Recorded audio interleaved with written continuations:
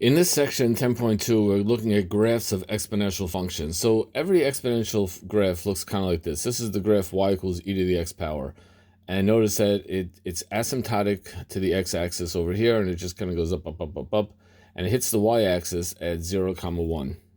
If I would look at y equals 3 to the x, it's basically the same graph. It always goes through 0, 1 because anything to the 0 power equals 1. So 3 to the 0 equals 1, e to the 0 equals 1. That's why it always goes to that point. Because 3 is bigger than e is around 2.7, so it rises up faster, but also shoots down lower here. But it's still asymptotic and never actually touches the x-axis. If I would look at y equals 2 to the x power, well, it's again a similar kind of graph where it rises up on this side and it goes asymptotically down on that side. But since 2 is less than e, so this graph is going to be beneath it over here, but it's going to be above it over here.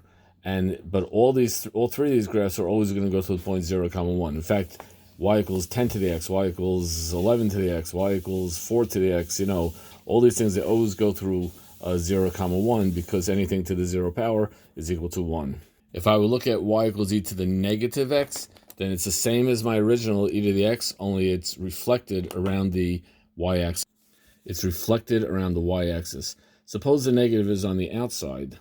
Y equals negative e to the x. Well, it's going to be my same original y equals e to the x, only it's going to be reflected around the x-axis, and that's what that does.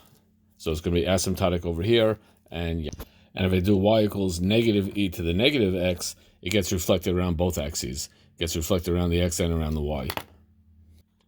And that's actually a very special thing, because what happens is it's actually reflected through the origin. It's reflected through the origin compared to the original y equals e to the x.